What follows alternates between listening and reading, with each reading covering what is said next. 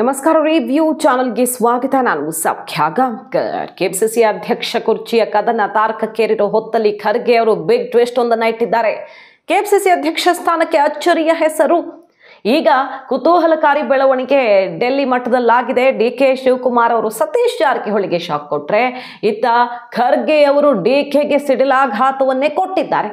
ಮತ್ತೊಂದು ಕಡೆ ಸತೀಶ್ ಜಾರಕಿಹೊಳಿ ಪಕ್ಷದ ನೋಟಿಸ್ಗೆ ಏನು ಉತ್ತರ ಕೊಡ್ತೀನಿ ಅನ್ನೋದ್ರ ಬಗ್ಗೆ ಕೂಡ ಸುಳಿವನ್ನು ಬಿಟ್ಟು ಕೊಟ್ಟಿದ್ದು ಈಗ ರಾಜ್ಯ ಕಾಂಗ್ರೆಸ್ನಲ್ಲಿ ಭರ್ಜರಿ ಬೆಳವಣಿಗೆ. ಮಾಹಿತಿ ಮುಂದೆ ಇಡ್ತಾ ಇದೀವಿ. ಮಿಸ್ ಮಾಡದೆ ನಮ್ಮ ಚಾನಲ್ನ ಸಬ್ಸ್ಕ್ರೈಬ್ ಮಾಡಿ, ನಿಮ್ಮ ಅಭಿಪ್ರಾಯ ಕಮೆಂಟ್ ಮಾಡಿ ತಿಳಿಸಿ. ಎಸ್ ವೀಕ್ಷಕರೇ, ಸದ್ಯ ಈಗ ಡಿಕೆ ಶಿವಕುಮಾರ್ ಅವ್ರನ್ನ ಶತಾಯಗತಾಯ ಕೆಳಗಿಳಿಸಬೇಕು ಅನ್ನುವಂತಹ ಪ್ರಯತ್ನ ಶುರುವಾಗಿದೆ. ಓಪನ್ ಆಗಿ, ಪರೋಕ್ಷವಾಗಲ್ಲ, ಸದ್ದಿಲ್ಲದೆ, ಸೀಕ್ರೆಟ್ ಕ್ಲೋಸ್ ಡೋರ್ ಮೀಟಿಂಗ್ ಎಲ್ಲ ಮುಗಿದು ಹೋಯ್ತು.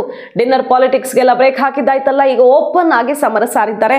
ಸತೀಶ್ ಜಾರಕಿಹೊಳಿ ಓಪನ್ ಆಗಿ ಹೇಳಿದ್ರು, ಆಮೇಲೆ ಸಂಜೆ ಯೂ ಟರ್ನ್ ತಗೊಂಡು ಅಯ್ಯೋ ಇದೆಲ್ಲ ಮೀಡಿಯಾದವರು ಹೇಳಿದ್ದು ಅಂತಾರೆ.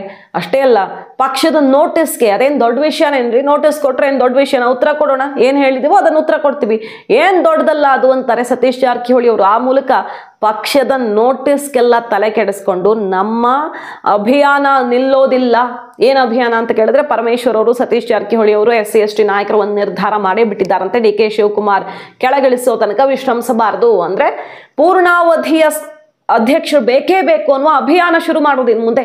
ಅಭಿಯಾನ ಇನ್ ದ ಸೆನ್ಸ್, ಹೋದಲ್ಲಿ ಬಂದಲ್ಲಿ ಹೈಕಮಾಂಡ್ಗೆ ಒತ್ತಡ ಹಾಕುವ, ವಾಸ್ತವವನ್ನ ಅರ್ಥ ಮಾಡಿಸುವ. ಮೊದಲಿನಂತೆ ಪಕ್ಷದ ಚಟುವಟಿಕೆ ಇಲ್ಲ ಅಂತಲ್ವಾ ಸತೀಶ್ ಜಾರಕಿಹೊಳಿ ಅವರು ಹೇಳಿದ್ದು. ಪೂರ್ಣಾವಧಿ ಅಧ್ಯಕ್ಷರು ಬೇಕು ಅಂತ. ಅವ್ರು ಡಿಕೆ ಕೆಳಗಿಳಿಯಲಿ ಅನ್ನುವ ನೇರ ಸ್ಟೇಟ್ಮೆಂಟ್ ಅನ್ನು ಕೊಡದೇ ಇದ್ರು, ಲೋಕಸಭೆ ಆದ್ಮೇಲೆ ಬದಲಾಯಿಸ್ತೀನಿ ಅಂತ ಹೈಕಮಾಂಡೇ ಹೇಳಿತ್ತು. ಹಾಗಾಗಿ ಏನೋ ಒಂದು ಎರಡರೊಳಗೊಂದು ತೀರ್ಮಾನ ಮಾಡಲಿ ಅಂತ ಹೇಳಿದ್ದಾರೆ. ಅಳಿಯ ಅಲ್ಲ, ಮಗಳ ಗಂಡ.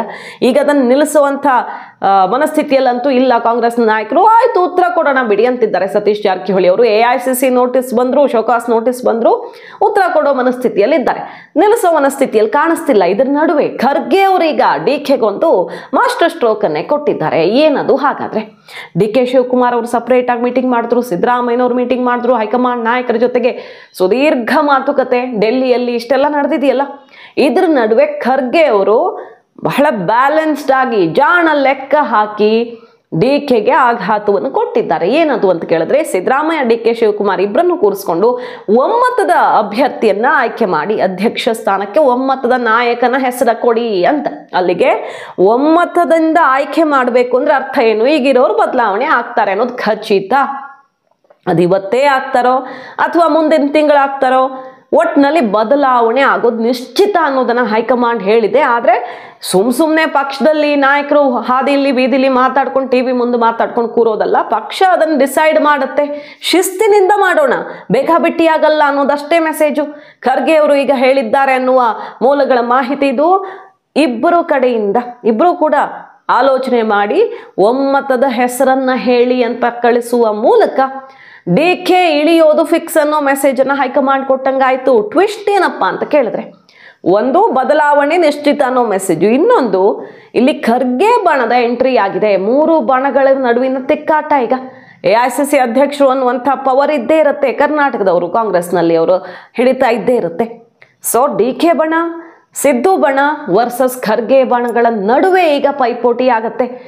ಸಿದ್ದು ಡಿಕೆ ನಡುವೆ, ಅಂದ್ರೆ ಈ ಎರಡು ಬಣಗಳ ನಡುವೆ ಒಮ್ಮತ ಮೂಡದೇ ಇದ್ದಾಗ ಮೂರನೇವ್ರಿಗೆ ಲಾಭ ಆಗಬಹುದು. ಅರ್ಥಾತ್ ಖರ್ಗೆ ಅವರು ಹೇಳುವ ಹೆಸರು ಫೈನಲ್ ಆಗಬಹುದು ನಾಳೆ. ಆ ಮೂಲಕ ಖರ್ಗೆ ಅವ್ರಿಗೆ ಕರ್ನಾಟಕ ಕಾಂಗ್ರೆಸ್ನಲ್ಲಿ ಸಂಪೂರ್ಣ ಹಿಡಿತ ಬಂದಂಗಾಗುತ್ತೆ. ಅವ್ರು ಹೇಳಿದವರು ಪಕ್ಷದ ಚುಕ್ಕಾಣಿಯನ್ನ ಹಿಡಿತಾರೆ ಅನ್ನೋದು ವೆರಿ ಇಂಟ್ರೆಸ್ಟಿಂಗ್ ಇಲ್ಲಿ. ಸೊ ಬದಲಾವಣೆ ನಿಶ್ಚಿತ. ಡಿಕೆ ಕ್ಯಾಂಪ್ನಿಂದ ಹೆಸರು ಕೊಟ್ಟು DK ಸುರೇಶ್ ಅಂತ ಕೊಡಬಹುದು, ಇನ್ನು ಯಾರೋ ಒಬ್ಬರನ್ನ ಕೊಡ್ತಾರೆ. DK ಸುರೇಶ್ ಅವ್ರನ್ನ ಒಪ್ಕೊಳ್ತಾರ? DK ಸುರೇಶ್ ಹತ್ರ ಇದ್ರೇನು, DK ಶಿವಕುಮಾರ್ ಅವ್ರ ಹತ್ರ ಇದ್ರೇನು, ಎರಡೂ ಒಂದೇ ಅಲ್ವಾ?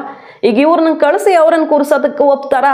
ಸಾಧ್ಯವೇ ಇಲ್ಲ, ಸೆಡ್ ಹೊಡಿತಾರೆ. ಆ ಕಡೆ ಸತೀಶ್ ಜಾರಕಿಹೊಳಿ ಅವರು ತಾನಾಗಲೇಬೇಕು ಅಂತ ಓಪನ್ ಆಗಿ ಹೇಳ್ತಿದ್ದಾರೆ. ಸುರ್ಜೇವಾಲಾ ಅವ್ರ ಮುಂದೆ ಕೂಡ ಅದನ್ನ ಮಂಡಿಸಿ ಕಳಿಸಿದ್ರು. ತನ್ನ ವಾದವನ್ನ ರಿಪೋರ್ಟ್ ಕೊಟ್ಟು ಎಲ್ಲ ನಾನು ಏನೇನು ಮಾಡಿದ್ದೀನಿ, ಏನೇನು ಮಾಡಬಲ್ಲೆ ಅಂತ ಹೇಳಿ ಕಳಿಸಿದ್ರು.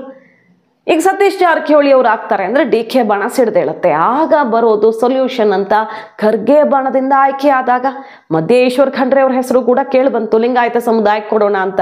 ಬಟ್ ಅವರು ಮಂತ್ರಿಗಿರಿಗೆ ಬಿಡೋಕೆ ರೆಡಿ ಇಲ್ಲ. ಎರಡೂ ಕೊಟ್ಟರೆ ತಗೊಳ್ತೀನಿ, ಒಂದಾಗಕ್ಕೆ ಸಾಧ್ಯ ಇಲ್ಲ ಅಂತ ಕ್ಲಿಯರ್ ಆಗಿ ತಮ್ಮ ಅಭಿಪ್ರಾಯ ತಿಳಿಸಿದ್ದಾರಂತೆ. ಹಾಗಾಗಿ ಅವರ ಹೆಸರು ಕೂಡ ಡ್ರಾಪ್ ಅಂತ ಅನಿಸ್ತಾ ಇದೆ. ಈಗ ಕುತೂಹಲಕ್ಕೆ ಕಾರಣ ಆಗಿರೋದು ಹೈಕಮಾಂಡ್ ಇಂದ ಸಿಗ್ತಿರೋ ಸಂದೇಶ ಇವತ್ತಲ್ಲ ನಾಳೆ ಆದಷ್ಟು ಬೇಗ ಅಧ್ಯಕ್ಷ ಬದಲಾವಣೆ ನಿಶ್ಚಿತ. ಆದ್ರೆ ಯಾವ ಬಣದಿಂದ ಆಯ್ಕೆ ಆಗ್ಲಿದ್ದಾರೆ ಅನ್ನೋದು ಮಾತ್ರ ಕುತೂಹಲ. ಈಗ ಡಿಕೆಗಿರೋ ಸವಾಲೇನು? ಅಧ್ಯಕ್ಷ ಸ್ಥಾನ ಕಳ್ಕೊಳ್ಳೋದ್ರ ಒಳಗಡೆ ಸಿಎಂ ಕುರ್ಚಿ ಪಕ್ಕ ಮಾಡ್ಕೊಳ್ಬೇಕು. ಅಧಿಕಾರ ಹಂಚಿಕೆಯ ಮಾತುಕತೆ ಆಗಿದ್ದು ಹೌದು ಅನ್ನೋದನ್ನ ಪದೇ ಪದೇ ಹೇಳಿದ್ದಾರೆ ಅವರು. ಸಂದರ್ಶನದಲ್ಲಷ್ಟೇ ಅಲ್ಲ, ಇಲ್ಲಿ ಪರಮೇಶ್ವರ್ ಅವರು ಇವರೇ ಹಂಚ್ಕೊಂಡು ಬಿಟ್ರೆ ನಾವೇನ್ ಮಾಡೋಣ ಅಂತ ಸೆಡ್ ಹೊಡೆದ್ರಲ್ಲ, ಆಗ ಹೌದ್ರಿ ಏನೋ ಮಾತುಕತೆ ಆಗಿದೆ, ಅದು ಎಲ್ರಿಗೂ ಹೇಳ್ಕೊಂಡು ಕೂರ್ಲ ನಾನು ಅಂತ ಹೇಳೋ ಮೂಲಕ ಮತ್ತೆ ಖಚಿತಪಡಿಸಿದ್ದಾರೆ. ಎಲ್ಲರ ಎದುರು ಕೂಡ ಅವರು ಓಪನ್ ಆಗೇ ಹೇಳಿದ್ದಾರೆ ಅಧಿಕಾರ ಹಂಚಿಕೆಯ ಬಗ್ಗೆ. ಕನಕಪುರದಲ್ಲಿ ಮಾತಾಡುವಾಗ, ಬೇರೆ ಬೇರೆ ಕಡೆ ಮಾತಾಡುವಾಗ, ಲೋಕಸಭಾ ಚುನಾವಣೆ ಟೈಮಲ್ಲಿ ಡೆಲ್ಲಿಲೆಲ್ಲ ಫೈನಲ್ ಆಗಿದೆ, ಒಕ್ಕಲಿಗ ಸಮುದಾಯದ ಮನೆ ಬಾಗ್ಲಿಗೆ ಬರ್ತಿದೆ ಅನ್ನೋ ಮಾತನ್ನ ಅರ್ಥ ಏನು? ಸೊ ಪದೇ ಪದೇ ಹೇಳಿದ್ದಾರೆ ಅಂದ್ರೆ ಅಲ್ಲಿ ಏನೋ ಒಂದು ಇದೆ ಅಂತ ಅರ್ಥ. ನವೆಂಬರ್ ಅಷ್ಟೊತ್ತಿಗೆ ಸಿದ್ದರಾಮಯ್ಯನವರನ್ನ ಕೆಳಗಿಳಿಸಬಹುದು ಅನ್ನೋ ಒಂದು ಸಾಧ್ಯತೆ, ಆ ವಿಚಾರ ಕೇಳಿ ಬರ್ತಿದೆ. ಕೈಪಾಳ್ಯದಲ್ಲಿ ಮಾತುಕತೆ ಒಪ್ಪಂದ ನಿಜವೇ ಆಗಿದ್ದಲ್ಲಿ, ಡಿ.ಕೆ. ಶಿವಕುಮಾರ್ ಹೇಳ್ತಿರೋದು ನಿಜವೇ ಆಗಿದ್ದಲ್ಲಿ ನವೆಂಬರ್ ಅಷ್ಟೊತ್ತಿಗೆ ಇಳಿಯಬಹುದು ಸಿದ್ದರಾಮಯ್ಯನವರು.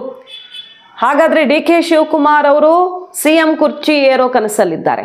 ಮತ್ತೊಂದು ಕಡೆ ಉಳಿದ ಬಣಗಳು ಡಿ.ಕೆ. ಕೆಳಗಿಳಿಸಿ, ಕೆಪಿಸಿಸಿ ಅಧ್ಯಕ್ಷ ಸ್ಥಾನದಿಂದ ಕೆಳಗಿಳಿಸಿ ಸದ್ಯ ಅವರನ್ನ ಪವರ್ಲೆಸ್ ಮಾಡುವಂತ ಲೆಕ್ಕಾಚಾರದಲ್ಲಿದ್ದು, ಯಾರ ಲೆಕ್ಕ ಪಕ್ಕ ಆಗತ್ತೆ ಅನ್ನೋ ಕುತೂಹಲ. ಸದ್ಯ ಅಂತೂ ಸಿದ್ದರಾಮಯ್ಯನವರು ಸೇಫ್ ಗೇಮ್, ರಕ್ಷಣಾತ್ಮಕ ತಂತ್ರದ ಮೊರೆ ಹೋಗಿದ್ದಾರೆ. ಕೆಪಿಸಿಸಿ ಅಧ್ಯಕ್ಷ ಸ್ಥಾನದ ವಿಚಾರದಲ್ಲೂ ನಾನು ತುಟಿ ಬಿಚ್ಚಲ್ಲ, ಸಿಎಂ ಕುರ್ಚಿ ವಿಚಾರದಲ್ಲೂ ಕೂಡ ಯಾರು ತಂಟೆ ತಕರಾರು ತೆಗಿಬೇಡಿ.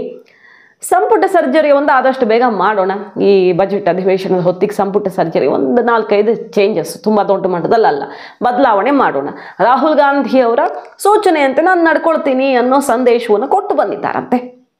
ಸತೀಶ್ ಜಾರಕಿಹೊಳಿ, ಮಹದೇವಪ್ಪ, ರಾಜಣ್ಣವರ ಬಾಯಿಗೆ ಬ್ರೇಕ್ ಹಾಕ್ಸಿ ಅಂದ್ರೆ ಒಂದೇ ಲೈನ್ ಆನ್ಸರ್ ಸಿದ್ದರಾಮಯ್ಯನವ್ರು ಕೊಟ್ಟಿದ್ದು. ಎಳೆ ಮಕ್ಕಳ ಅವ್ರ ಬುದ್ಧಿ ಹೇಳೋದಕ್ಕೆ ಅವರೆಲ್ಲ ಒಂದೊಂದು ಸಮುದಾಯ ರೆಪ್ರೆಸೆಂಟ್ ಮಾಡೋ ಲೀಡರ್ಸು, ಅವ್ರಿಗೆ ದೊಡ್ಡ ದೊಡ್ಡ ಕುರ್ಚಿ ಇರುವಂಥ ಅರ್ಹತೆ ಇರುವಂಥ ನಾಯಕರು ಕ್ಲೇಮ್ ಮಾಡ್ಕೊಳ್ತಿದ್ದಾರೆ.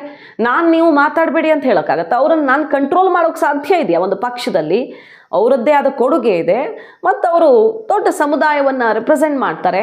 ಸೊ ಯಾರನ್ನು ಇಲ್ಲಿ ಕಂಟ್ರೋಲ್ ಮಾಡೋಕ್ಕಾಗಲ್ಲ ಅನ್ನುವ ಡೈರೆಕ್ಟ್ ಆನ್ಸರ್ ಮೂಲಕ ಇಲ್ಲಿ ನೀವು ಯಾರ ಬಾಯಿಗೂ ಬ್ರೇಕ್ ಹಾಕ್ಸೋಕ್ಕೆ ಸಾಧ್ಯವಿಲ್ಲ, ನೆನಪಿರಲಿ ಅನ್ನೋದನ್ನು ಅರ್ಥ ಮಾಡಿಸಿ ಬಂದಿದ್ದಾರೆ.